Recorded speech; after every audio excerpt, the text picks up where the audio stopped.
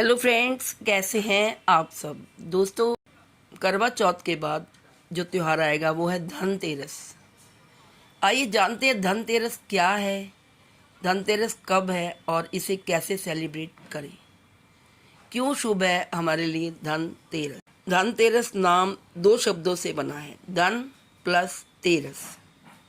धन का मतलब है आर्थिक संपत्ति, माल धन, तथा तेरस का मतलब है 13वां, अर्थात कृष्ण पक्ष की त्रयोदशी तिथि पर होने वाला दिन। इसे धन त्रयोदशी या धन्वंतरी त्रयोदशी भी कहा जाता है। यह दीपावली पर्व की शुरुआत करने वाला दिन माना जाता है। इस दिन भगवान धन्वंतरी, जो आयुर्वेद के देवता हैं, की पूजा होती है, क्योंकि कहा जाता है कि वे अमृत कलश लेकर कर्ण मंथन के समय प्रकट हुए थे, यानी समुद्र मंथन के समय प्रकट हुए थे। इसके साथ ही इस दिन माँ लक्ष्मी और कभी कभी कुबेर देव की पूजा की जाती है, ताकि धन, समृद्धि और स्वास्थ्य की प्राप्ति हो सके। आइए अब जानते हैं इस वर्ष दीपावली से पहले धनतेरस का त्यौहार कब है। 2025 में धनतेरस 18 अक्टूबर को मनाया जाएगा। त्रयोदशी तिथि का शुभ मुहूर्त है 18 अक्टूबर को दोपहर 12:18 से और अगले दिन 19 अक्टूबर 1:51 तक। धनतेरस की शाम में लक्ष्मी पूजन के लिए समय लगभग 7:16 से 8:20 तक रहेगा।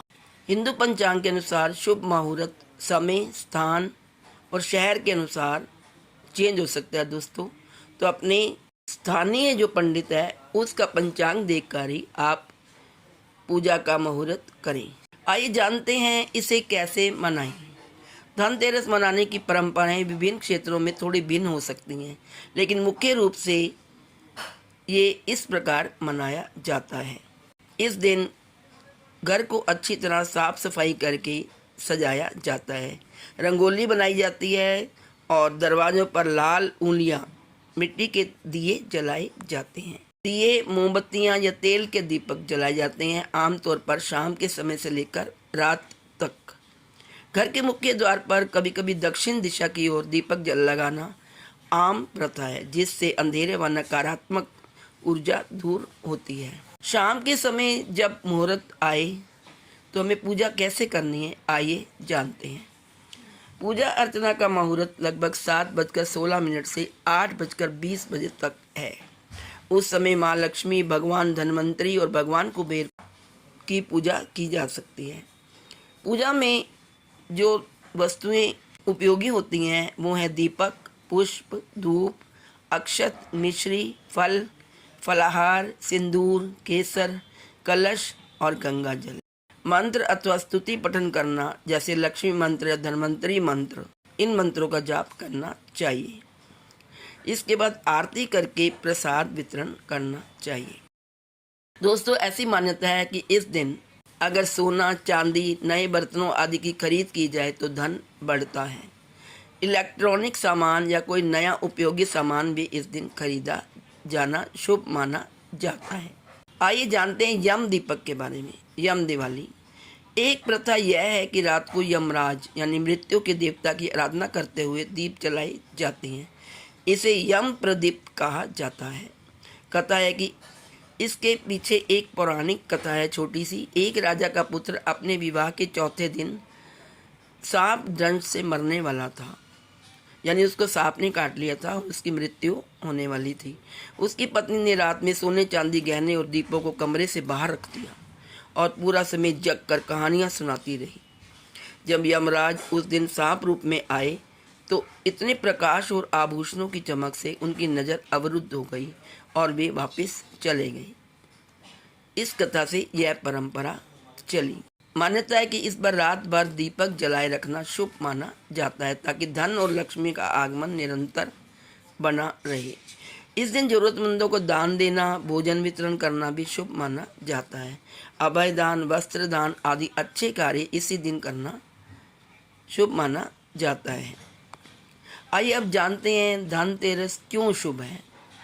धनतेरस को शुभ मानने के पीछे अनेक तर्क व मान्यताएं हैं। यह दिन धन और समृद्धि के प्रति श्रद्धा का प्रतीक है, इसलिए नई एवं मूल्यवान वस्तु की खरीद को शुभ माना गया है। भगवान धन्वंतरी की उपस्थिति के कारण यह स्वास्थ्य और जीवन दीर्घता के लिए भी शुभ है, इसलिए इसे स्वास्थ्य प्लस धन का दिन भी माना जाता है। दीपों से रोशनी प्रकाश का प्रतीक है, अंधेरे को दूर करने और पाप अज्ञान को हटाने का संकेत है दीपकों की रोशनी। परंपरागत मान्यता है कि इस दिन की खरीदारी और पूजा किए गए धन पर धन की वृद्धि होती है। यह दिन दिवाली पर्व की शुरुआत भी है। इस दिन की शुभ शुरुआत अगले दिनों के पर्वों को सफल व समृद्ध बनाती है। दान पुण्य और धार्मिक अनुष्ठान करने का समय है, जिससे मन में आत्मिक शांति व सामाजिक सौहार्द बढ़ता है। खरीदना चाहिए। धनतेरस के दिन कौन सी वस्तुएं खरीदना शुभ माना जाता है और किन चीज़ों से बचना चाहिए, यह मान्यताएं समय समय पर भिन्न हो सकती हैं, लेकिन फिर भी मैं आपको बताऊंगी कि शुभ वस्तुएं क्या हैं जिन्हें खरीदना चाहिए। सोना, चांदी, गहने, सिक्के आदि ये सबसे अधिक प्रसिद्ध हैं, क्योंकि इन्हें धन और समृद्धि का प्रतीक माना जाता है।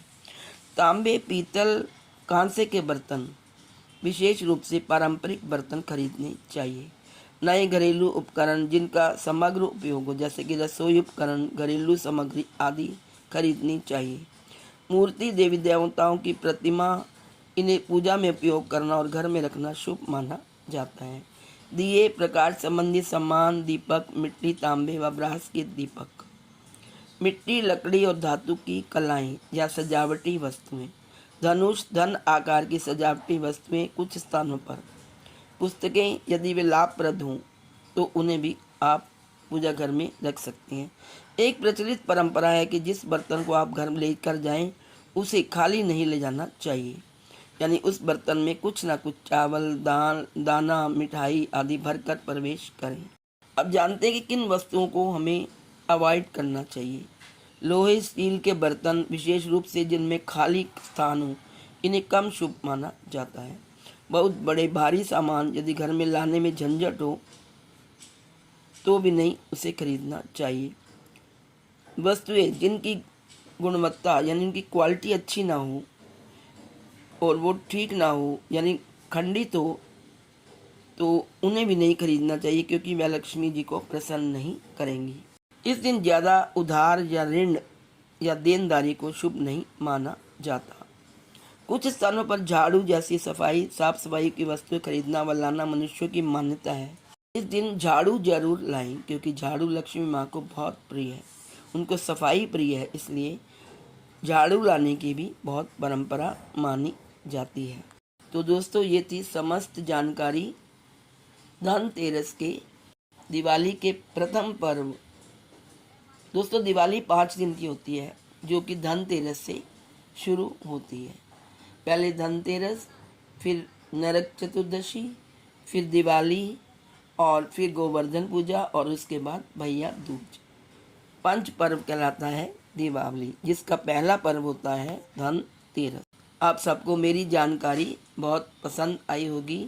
यदि आपको जानकारी अच्छी लगे तो प्लीज़ अपने फ्रेंड्स में शेयर करिए और इसे लाइक करिए तथा चैनल को सब्सक्राइब करना ना भूलें। साथ में बेल का आइकन भी प्रेस कर दें, ताकि मेरी नई आने वाली वीडियो की नोटिफिकेशन सबसे पहले आपको मिल सके।